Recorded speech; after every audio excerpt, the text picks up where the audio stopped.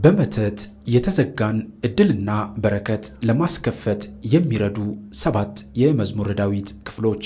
ሰላም ውድ ቤተሰቦቼ እንደምን አላችሁ?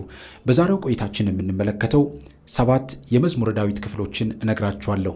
በተለይም ደግሞ በመተት በአጋንንት በዛር መናፍስት የተጋረደብንን የተዘጋብንን የተወሰደብንን የእድላችንን ጸጋችንን የኛ የሆነውን ነገር እግዚአብሔር ለኛ የሰጠውን መናፍስት የጋረዱትን አጋንንት የጋረዱትን ለማስከፈት የሚጠቅሙ የመዝሙረ ዳዊት ክፍሎችን እነግራችኋለሁ። እስከ ፕሮግራሙ ፍጻሜ ድረስ ከኔ ጋር ከቆያችሁ ብዙ ነገር እንማማራለን። ውድ ቤተሰቦቼ ብዙ ሰዎች መዝሙረ ዳዊትን ለምን እንዲህ ከፋፍላችሁ ታቀርባላችሁ፣ ለዚህ ለዛ እያላችሁ ለምን ታቀርባላችሁ እያሉ ይናገራሉ። ይህ የኛ አስተምሮ አይደለም። የቀደሙት የቤተክርስቲያን አባቶቻችን በጣም ደጋግሞ የሚያስተምሩት የሚመክሩት ነው። ስለዚህ እኛ ዝም ብለን ፈጥረን አምተን የምንናገረው አይደለም። ራሱ ልበ አምላክ ቅዱስ ዳዊትም በነበረበት ዘመን ይህንን መዝሙረ ዳዊት ለኛ ሲጽፍልን በብዙ አይነት ፈተና ውስጥ ሆኖ በብዙ አይነት ችግር ውስጥ ሆኖ ነው የጻፈልን። ስለዚህ እኛም ካሉብን ችግሮችና ካሉብን ፈተናዎች ለመሻገር በምንችለውና በተረዳንበት መንገድ ልንጸልይ ይገባል። ካሉብን ችግሮች ካሉብን ፈተናዎች አንጻር ብንጸልየው ምንም ችግር የለውም። ይህንን ስንናገር ግን ዋናውን ጸሎት የዕለቱን ጸሎት አቁሙ እያለን እንዳልሆነ ሁላችሁም እንድትገነዘቡ እንፈልጋለን። ውድ ቤተሰቦቼ በጣም በማስተዋል ልናዳምጥ ይገባል። ይህንን የምናደርገው እያንዳንዳችን ያሉብን ችግሮች የተለያዩ ከመሆናቸው አንጻር ካሉብን ፈተናዎቻችን አንጻር እግዚአብሔር እነዚህን ነገሮች እንዲያስተካክሉልን አንድም እንደ ሱባኤ እንደ ርዕስ ጸሎት አድርገን ልንጠቀመው እንችላለን። ይህንን ስንላችሁ ቅድም እንደነገርኳችሁ በዕለት የምንጸልየውን የመዝሙረ ዳዊት ክፍል አቁመን መሆን የለበትም። ይህንን ማወቅ ያስፈልጋል። ስለዚህ ይህንን ልናደርግ ይገባል። በዛሬው ቆይታችን እንግዲህ የምንመለከተው 7 የመዝሙረ ዳዊት ክፍሎችን እነግራችኋለሁ። እኔ የመጀመሪያውን መነሻውን አነሳላችኋለሁ። እናንተ ደግሞ እነዛን የመዝሙር ክፍሎች ሙሉን በደንብ አድርጋችሁ ልትጸልዩ ይገባል። በቀጥታ ወደ መጀመሪያው እንሄዳለን። ወደ መጀመሪያው የመዝሙረ ዳዊት ክፍል ስንሄድ መዝሙር 23 24ን እናገኛለን። ይህም የመዝሙር ክፍል የዝግ በሮች መክፈቻ፣ የተዘጉ ዕድሎችን መክፈቻ፣ የተዘጉብንን በረከቶች ማስከፈቻ የመዝሙር ክፍል ተብሎ ይነገራል። ይህ መዝሙር እንዲህ ብሎ ይጀምራል። እናንተ መኳንንቶች በሮችን ክፈቱ፣ የዘላለም ደጆችም ይከፈቱ፣ የክብርም ንጉሥ ይግባ። እግዚአብሔር ወደ ውስጣችን እንዲገባ እግዚአብሔር ከእኛ ጋር እንዲሆን የሚጸለይ ጸሎት። የተዘጋብን ዲያብሎስ የጋረደው ነገር፣ በዚህ ዓለም ውዥንብር፣ በዚህ ዓለም የተለያዩ ሐሳቦች የተዘጋብን የተያዘብን ነገር ተነስቶ እግዚአብሔር ውስጣችን እንዲገባ የመንፈስ ቅዱስ ምሪት በእኛ ውስጥ እንዲሆን እግዚአብሔር ከእኛ ጋር እንዲሆን ከእሱ ጋር እንድንያያዝ ከክርስቶስ ጋር ኅብረት እንድንፈጥር አንድ እንድንሆን የሚያደርግ የመዝሙር ክፍል ነው። ስለዚህ እናንተ መኳንንቶች በሮችን ክፈቱ፣ የዘላለም ደጆችም ይከፈቱ፣ የክብርም ንጉሥ ይግባ። አዎ እግዚአብሔር አምላካችን የክብር ንጉሥ ወደ ውስጣችን ይግባ። ዛሬ እሱን ስላጣን ነው በመተቱ በዛሩ መንፈስ እየተፈተንን እየተቸገርን መከራችንን እያየን ያለ ነው። ስለዚህ መዝሙር 23 24ን ሙሉን በደንብ አድርጋችሁ መጸለይ ይገባል። በመተት ተዘግቷል የሚባሉ የመንፈስ ደጆችን የሥራ የትዳርና የጤና ደጆችን ለመክፈት የሚጸለይ ታላቅ የተአምር የቃል ነው ወይም ጸሎት ነው። የክብር ንጉሥ ወደ ሕይወት ሲገባ ምንም የተዘጋብን ምንም የተበላሸብን ነገር በሙሉ ይከፈታል። ስለዚህ መዝሙር 23ን 24ን መጸለይ በጣም አስፈላጊ ነው። አስተውሉ። ቃሉን 23 ላይ በአንዳንድ ቦታ ላይ የተለያየ ቦታ ላይ ሊገኝ ስለሚችል መዝሙር 23 ላይ አይታችሁ ከሌለ 24 ላይ ትመለከታላችሁ። ከሁለቱ አንዱ ላይ ታገኙታላችሁ ማለት ነው። እና ይህንን በጣም ማስተዋል ይገባል። ሰይጣን የዘጋውን የሰላም ደጅ እግዚአብሔር እንዲከፍተው መታዘዝ ነው። ስለዚህ ይህንን ጸሎት በደንብ መጸለይ ያስፈልጋል። እነዚህ ከሚነግራችሁ ጸሎቶች ውስጥ ከቻላችሁ እነዚህ 7ቱንም ሁሉንም ጸሎቶች መጸለይ አስፈላጊ ነው። ካልሆነ ደግሞ አንዱንም ጸለያችሁ በአቡነ ዘበሰማያት መፈጸም ትችላላችሁ። በነገራችን ላይ ብዙ ሰዎች ለምን ይህንን አታረጉም፣ ለምን እንደዚህ አታረጉም ይላሉ። በምንችለውና በተረዳንበት በገባን መንገድ ልንጸልይ ይገባል ማለት ነው። ውድ ቤተሰቦቼ ሁለተኛው ደግሞ መዝሙር 106 107 ነው። ይኸውም የመዝሙረ ዳዊት ክፍል የብረት መወርወሪያዎችን መስበሪያ ነው። የብረት መወርወሪያዎችን መስበሪያ ነው። ጠላት ወደኛ የሚጥላቸውን ነገሮች፣ ጠላት ወደኛ የሚወረውራቸውን ነገሮች፣ ጠላት ወደኛ የሚገፋቸውን ነገሮች፣ ጠላት እኛን ለመጣል የሚጠቀምባቸውን ነገሮች የምንሰባብርበት የጸሎት መንገድ ነው። ምክንያቱም ጠላት ዲያብሎስ በትልልቅ ብረት አድርጎ እኛን አስሮ ቆልፎ ነው የሚያስቀምጠን። ቁልፍ አይታችኋል አይደል? በር ላይ ስንቆልፍ እንደዛ ማለት ነው። እኛን አሳስሮ የማንንቀሳቀስ የማንሰራ ጤና የሌለን፣ ሰላም የሌለን፣ ትዳር የሌለን አድርጎ አሳስሮ ነው የሚያስቀምጠን። እነዚህን ነገሮች ደግሞ ለመክፈት እነዚህን ነገሮች ለማስተካከል እነዚህ የመዝሙረ ዳዊት ክፍሎች አስፈላጊ ናቸው። መዝሙር 106 107 እነዚህን ሙሉን መጸለይ አስፈላጊ ነው። እኔ ለእናንተ የአንድ ከመዝሙሩ ላይ ስንኞችን ብቻ ነው የመጀመሪያው አንዳንድ ቁጥሮችን ብቻ እያነሳሁት ነው የምነግራችሁ።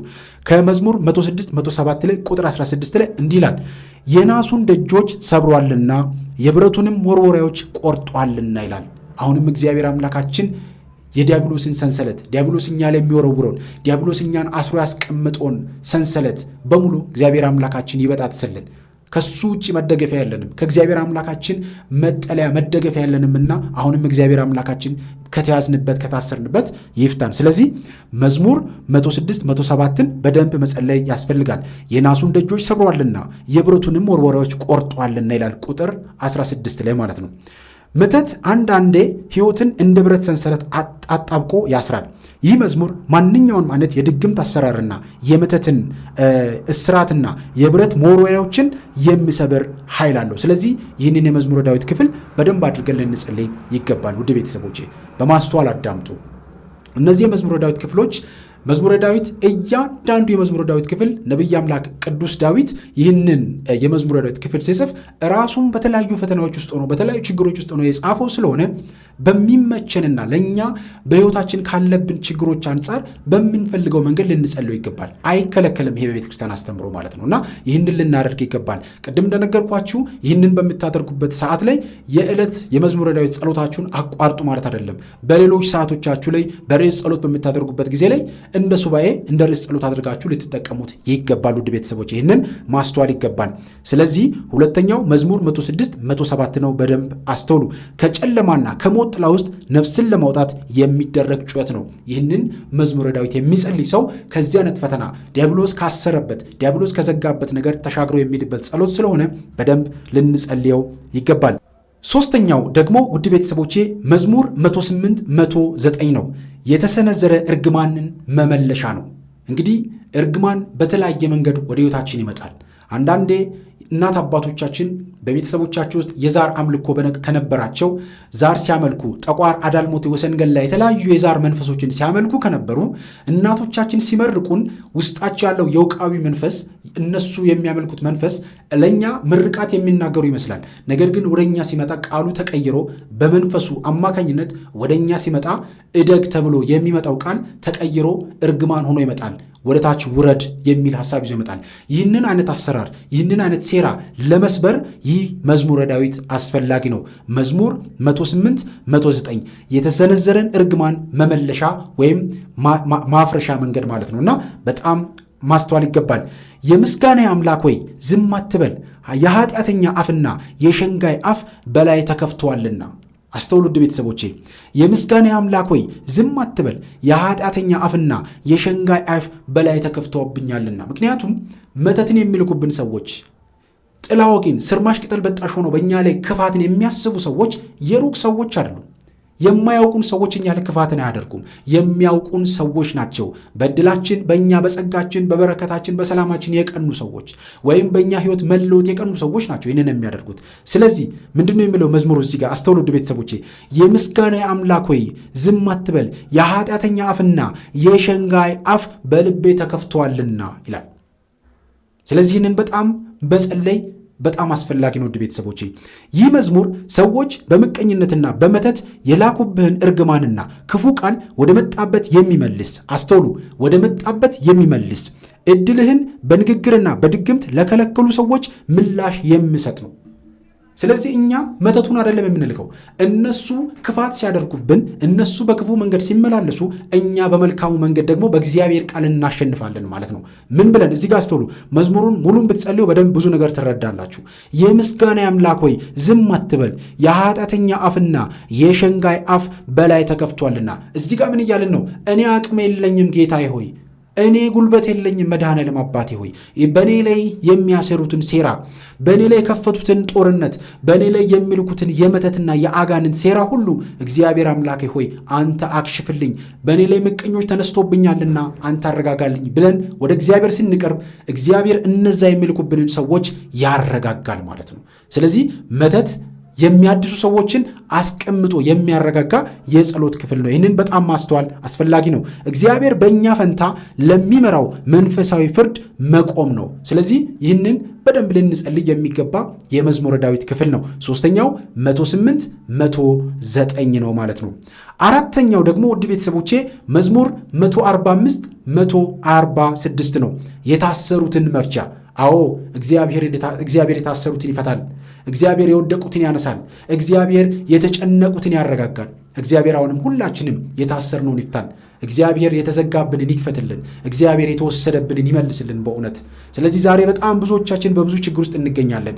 ብዙ ሰዎች በብዙ አይነት ፈተና ውስጥ እንገኛለን። እግዚአብሔር በእውነት ምሕረቱን ይላክልን። ስለዚህ ይህንን የመዝሙረ ዳዊት ክፍል በደንብ ልንጸልይ ይገባል ውድ ቤተሰቦቼ። መዝሙር 145 146 የታሰሩትን መፍቻ። ቃሉ ቁጥር 7 ላይ እንዲህ ይላል፣ እግዚአብሔር የታሰሩትን ይፈታቸዋል፣ እግዚአብሔር ዕውሮችን ያበራቸዋል ይላል። አዎ እግዚአብሔር የታሰሩትን ይፍታ። እግዚአብሔር ዕውሮችን ያብራላቸው። በእውነት አያችሁ፣ መተት ልኮብን የሚያየው አይናችን እንዳያደርጋሉ። አይናችን እያየ የኛ የሆነውን ነገር እንዳናገኝ ይጋርዱብናል። መተት አጋንንት ስላክብን እድላችንን የምንለው እኛ ለእኛ የተሰጠንን ጸጋ መጠቀም እንዳንችል ይጋርዱታል፣ ያጨልሙታል፣ ብርሃኑን ጨለማ ያደርጉታል። ጨለማ ባህሪያቸው የሚስማማቸው አካል ስለሆነ የሚስማማቸው ነገር ስለሆነ ዲያብሎስ ሁሌም የሚወደው ብርሃንን ሳይሆን ጨለማ ነው። ብርሃን ያቃጥሏል። ብርሃን ማለት ክርስቶስ ስለሆነ ማለት ነው እና ይህንን አይፈልግም። በመተት ምክንያት እድላቸው ታስሮ ለቆየና ነገሮች ሁሉ ለቆሙባቸው ሰዎች የሚሆን ጸሎት ነው። ነፍስን ከሰይጣን ካቴና ነፃ የሚያወጣ የመለኮት ስልጣን አለበት። በሰው አትመኑ፣ እግዚአብሔር ግን እውነተኛ ረዳት ነው የሚል ምስክርነት ያለበት ጸሎት ነውና ይህንን ጸሎት በደንብ ልንጸልይ ይገባል።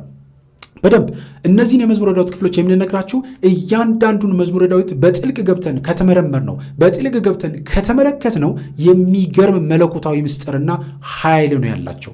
ለዚህ ነው መዝሙረ ዳዊት የማይፈታው ነገር የለም፣ መዝሙረ ዳዊት የማያስተካክለው ነገር የለም ብለን የምንናገረው። ሁላችንም የመዝሙረ ዳዊትን በረከት ልንቀምሰው ይገባል። ውድ ቤተሰቦቼ በጣም ማስተዋል መረዳት የሚገባን በጣም ነው ደስ የሚለው።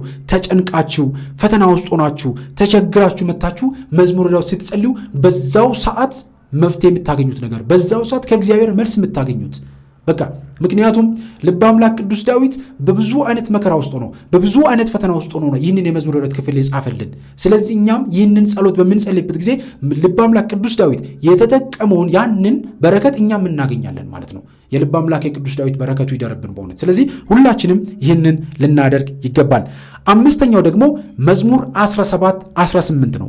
መዝሙር 17 18 መንገዱን ሰፊና የተስተካከለ ማድረጊያ። አስተውሉ። መተት ሲላክብን የእኛን መንገድ ይዘጋብናል። መንገዱን እንዳንሻገረው አጥብቦ ዘግቶ ያስቀምጥብናል። በሥራ በዕድላችን በትዳራችን በኑሯችን ሁሉ ተዘጋግቶ እንዲኖር ያደርግብናል። ለምን? ዲያብሎስ ሁሌም ቢሆን ዓላማው ይህ ስለሆነ ማለት ነው። ሰዎች እንዲቀየሩ ሰዎች እንዲለወጡ ስለማይፈልግ ማለት ነው። እና መዝሙር 17 18 መንገዱን ሰፊና የተስተካከለ ማድረጊያ ጸሎት ነው። መዝሙር 17 18 ቁጥር 36 ላይ እንዲህ ይላል፣ አካሄደን በበታችሁ አሰፋህ፣ እግሮቼም አልተንሸራተቱም ይላል። አካሄደን በበታቼ አሰፋ፣ እግሮቼም አልተንሸራተቱም። እንዳንወድቅ የሚደግፈን አያችሁት? እንዳንንሸራተት የሚያነሳን የሚደግፈን አምላካችን እግዚአብሔር አምላካችን ከእኛ ጋር ሊሆን ይገባል። እግዚአብሔርን ስላለያዝን ከእግዚአብሔር ስለራቅን ነው ዛሬ የትኛውም ነገር ቤታችን ላይ ኃይልና ጉልበት እየኖረ ያለው። አዎ በጣም መጠንቀቅ የሚገባን ይሄ ነው። ዲያብሎስ ትልቁ ስራው ሰዎችን ከእግዚአብሔር ማራቅ ነው። ከእግዚአብሔር ካራቅ በኋላ በዓለም ግሳንግስና በዓለም ሐሳብ ውስጥ ይዞ የቤተ ክርስቲያንን ድምፅና የእግዚአብሔርን ድምፅ እንዳንሰማ የቅዱሳኑን ረድኤት በረከት እንዳናገኝ አድርጎ አርቆ ያጥርና በዛው ሕይወታችን ሲባዘን እንድኖር ማድረግ ነው። ስለዚህ ወደ እግዚአብሔር መቅረብ አስፈላጊ ነው ውድ ቤተሰቦቼ። ስለዚህ መዝሙር 17 18 አካሄደን በበታቼ አሰፋ፣ እግሮቼም አልተንሸራተቱም። አሁንም እግዚአብሔር አምላካችን እግሮቻችን ከመሰናከል፣ እግሮቻችን ከመውደቅ፣ እግሮቻችንን ከመንሸራተት እግዚአብሔር አምላካችን ይጠብቀን። ዛሬ እግሮቻችን ከመልካሙ ቦታ ይልቅ ወደ ጭፈራ ቦታ፣ ወደ ዳንክራው ቦታ፣ ወደ ክፋት ቦታ፣ ሰዎችን ወደ መግደል፣ ሰዎችን ወደ ማጥፋት፣ ወደማይሆኑ ቦታዎች እየሄዱ ነው። ስለዚህ እግራችን ወደዛ እንዳይሄድ እግራችንን ሰብሰብ አድርገን እንድንቀመጥ እነዚህ የመዝሙረ ዳዊት ክፍሎች ያስፈልጉናል። አንዳንዴ ብዙ ሰዎች የማይረዱት ነገር አለ። መተት ሲላክ በተለያየ መንገድ ይላካል። ዛሬ ሴቶቻችን ዘማዊ ሆነው ሴሰኛ ሆነው ወንዶች በራሳቸው እንኳን እንደ ሴቶች ሌሊት ወጥተው በየጭፈራ ቤቱ ወንድ ለወንድና ሴት ለሴት ሆነው በማይሆን ሂድ ውስጥ እንዲገኙ የሚያደርጉ በሚላክባቸው መተት መሆኑን ብዙ ሰዎች አይገነዘቡም። የራሳቸው ሐሳብና የራሳቸው መንገድ ይመስላቸዋል። አይደለም። ይህንን በጣም ልናስተውል ይገባል። ምክንያቱም ለዝሙት ተብሎ ዘማዊ አድርገው ተብሎ የሚላኩ የመተት መንፈሶች አሉ። እነዚህን ሁሉ ለማራቅ አካሄዳችንን መንገዳችንን ለማስተካከል እነዚህ የመዝሙረ ዳዊት ክፍሎች በጣም አስፈላጊ ናቸው። ይህንን ስንል ቅድም እንደነገርኳችሁ ይህንን ብቻ ጸልዩ እያለን አይደለም። የሚችሉትን ጸሎት ሁሉ ልትጸልዩ ይገባል። ከእግዚአብሔር ጋር ዘውትር በጸሎት ከእግዚአብሔር ጋር በምስጋና ከእግዚአብሔር ጋር መገናኘት አስፈላጊና ወሳኝ ስለሆነ ማለት ነውና መዝሙር 17:18 መተት መንገዱን ጠባብና አደልዳይ ወይም የተዘጋጋ ያደርጓል። ይህ መዝሙር ግን እግዚአብሔር መንገዱን እንዲያሰፋውና እድልህን በረከትን እንድትጨብጥ ኃይል እንዲሰጥ የሚጸለይ የመዝሙረ ዳዊት ክፍል ነው። ስለዚህ ውድ ቤተሰቦቼ ይህንን በጣም ልናስተውል የሚገባ መረዳት የሚገባን መንገድ ነው። ጠላቶቼን አሳድዳቸዋለሁ እይዛቸዋለሁም የሚል የድል መዝሙር ነው። አሳዳቸዋል። በማን ነው ማሳደዳቸው? በእግዚአብሔር ኃይል፣ በቅዱሳኑ ረድኤት በረከት፣ በቅዱሳኑ ምልጃ አሳድዳቸዋለሁ፣ ይይዛቸዋለሁም፣ እጥላቸዋለሁም፣ እግዚአብሔር ይቀጣቸዋል ብለን ይህንን ድፍረት ኃይል የምናገኝበት የመዝሙረ ዳዊት ክፍል ነው ማለት ነው። አዎ መተተኞች መተታቸውን ይልካሉ። እኛ ደግሞ መደገፊያችን እግዚአብሔር አምላካችን ሊሆን ይገባል። እኛ የቅዱሳኑን ረድኤት በረከት ምልጃ የምንጠይቅ ልንሆን ይገባል። በዛ መንገድ ውስጥ ከሆንን እናሸንፋለን ነው የዚህ መዝሙረ ዳዊት ዋናው ዓላማ። በጣም መረዳት የሚገባን ይሄ ነው እና እግዚአብሔር የጻድቅ ፈራጅ መሆኑን ማወጅ ነው። እግዚአብሔር የጻድቅ ፈራጅ መሆኑን ማወጅ ነው። እግዚአብሔር ፈራጅ መሆኑንም ፍርዱን የሚሰጥ እግዚአብሔር መሆኑንም። ለዚህ ነው እኮ ብዙ ጊዜ መተተኞች መተታቸውን ይላኩ፣ እኛ ግን እነሱ መተት ስለላኩብን እኛም እንደነሱ ክፋት ማሰብ የለብንም። እነሱ ክፋት ስላሰቡ እኛ በክፋት የምንሄድ ከሆነ ፍርዱን እኛ እየሰጠን ነው ማለት ነው። ፍርዱን መስጠት ያለበት ግን እግዚአብሔር አምላካችን ነው። ለዚህ ነው መተትን በመተት ማሸነፍ አይቻልም የምንለው። መተትን ማንኛውን ማለት የክፉን መንገድ ልናሸንፍ የምንችለው በእግዚአብሔር ኃይል ነው። በጸሎት፣ በስግደት፣ በሱባኤ፣ በንስሐ፣ በመንበርከክ፣ በንስሐና በቅዱስ ቁርባን በዛ መንገድ ውስጥ ሆነን የጠላትን ሴራና ዓላማ እንበጣጥሳለን። ለእኛ ብለው የላኩት መተት እነሱን የሚያስተምር የሚገራቸው ቀይሮ ወደ እግዚአብሔር የሚያቀርባቸው እንዲሆን ነው ማድረግ ያለብን እንጂ እነሱም ወጥተው ወደማይሆን ውስጥ እንዲገቡ ማድረግ የለብን። ምክንያቱም ሰዎች የፈለጉትን ያህል ክፉ ቢያደርጉብን እኛ በመልካው መንገድ ልናሸንፋቸው ይገባል። ሰባተኛውና የመጨረሻው ውድ ቤተሰቦቼ መዝሙር 67-68 ነው። የጸጋ ዝናብን ማዝነቢያ ነው። አስተውሉ ውድ ቤተሰቦቼ፣ የተዘጋብን ነገር የሚከፈትበት የተወሰደብን ነገር የሚመለስበት የመዝሙረ ዳዊት የጸጋ ዝናብ በላያችን የሚዘንብበት የጸጋ በረከት ወዴታችን የሚመጣበት የጸጋ ደስታ ከእግዚአብሔር በረከት ሰላም የምናገኝበት የመዝሙረ ዳዊት ክፍል ነው። መዝሙር 67-68 እግዚአብሔር ይነሳ ጠላቶቹም ይበተኑ የሚጠሉትም ከፊቱ ይሽሹ ይላል። እግዚአብሔር አምላካችን አሁንም በእውነት ያርቅልን። በእኛ ለክፋት የሚያስቡ በእኛ ለምቀኛ የሚሆኑትን በእኛ ለተንኮል የሚያስቡትን እግዚአብሔር አምላካችን ያሻቸውንም። ምን ይላል? እግዚአብሔር ይነሳ ጠላቶቹም ይበተኑ። አዎ ይበተኑ፣ ጠላቶቹም ይበተኑ፣ የሚጠሉትም ከፊቱ ይሽሹ ይላል። አንዳንዴ እኮ ሰዎች ምንም ባላደረጋችሁበት ከመሬት ተነስቶ ይጠላችኋል አይደል? ይጥሉን። ለእኛ መቀየሪያ ለእኛ መለወጫ መንገድ ነው። በነገራችን ላይ ሰዎች ሲገፏችሁ፣ ሰዎች ሲያንቋሿችሁ፣ ሰዎች ብዙ ነገር ሲናገሯችሁ አይግረማችሁ። በነገራችን ላይ አትገረሙ። በዚህ ምድር ላይ ብርሃንና ጨለማ አይስማሙም። ሰይጣንና ቅዱስ መንፈስ እርስ በርስ አይስማሙም። ስለዚህ ሁሌም ቢሆን ይገፋፋሉ፣ ስለማይስማሙ ማለት ነው። እና ይህንን በጣም ማስተዋል ይገባል። በመልካም መንገዱ ስትሄዱ ብዙ ጊዜ የሚገፏችሁ፣ የሚያንቋሽሿችሁ፣ ደስ የማይል ነገር የሚናገሯችሁ ሰዎች በዙሪያችሁ ይሞላሉ። ይህ ግን እኛ በረከት የምናገኝበት ነው፣ የምንሸለምበት አክሊል የምናገኝበት ስለሆነ መከራዎቻችን፣ ደስታ፣ ፈተናዎቻችን በሙሉ የኛ መልካም ነገርን የምናገኝበት ስለሆነ ልንበረታ ይገባል ውድ ቤተሰቦች። ስለዚህ መዝሙር 67-68 የጸጋ ዝናብን ማዝነቢያ ነው። በመተት የደረቀውንና በረከት የራቀውን ሕይወት የጸጋ ዝናብ እንዲያገኘው የሚጸለይ ጸሎት ነው። አጋንንትን በትኖ በረከትን የሚያቀርብ መዝሙር ስለሆነ ሁላችንም ኦርቶዶክሳውያን በደንብ ልንጸልዩ የሚገባ የመዝሙር ክፍል ነው። እነዚህ ሰባቱ የመዝሙር ክፍሎች አስተውሉ ውድ ቤተሰቦቼ። በመተት አጋንንት፣ በዛሩ፣ በጨሌው፣ በመተቱ፣ በአመቺሳው፣ በአዳልሞቴው፣ በወሰንገላው የተዘጋብንን የተጋረደብንን ዕድልና በረከት፣ ጸጋ እግዚአብሔር ለእኛ የሰጠውን ለእኛ ያደረገውን ነገር የተጋረደብንን የተዘጋብንን የምናስከፍትባቸው የመዝሙረ ዳዊት ክፍሎች ናቸው። ስለዚህ እነዚህን መዝሙረ ዳዊቶች ሌሎችንም ጸሎቶች በደንብ አድርገን ልንጸልይ ይገባል። ለድሆችና ለብቸኞች እግዚአብሔር ቤት እንደሚሰጣቸው የሚያበስር የምስራች ጸሎት ነው። እንግዲህ ይህንን በጣም ማስተዋል ይገባል። የቀደሙ የቤተ ክርስቲያን አባቶች ደግሞ እንዲህ ይላሉ። ታላቁ ቅዱስ ባሲሎስ እንዲህ ይላል፣ በመተት የተዘጋን መንገድ ለመክፈት ወደ ሌላ መተተኛ ወይም ጠንቋይ የሚሄድ ሰው በጭቃ የታጠበ ልብስ በቆሻሻ ውሃ እንደማጠብ ነው።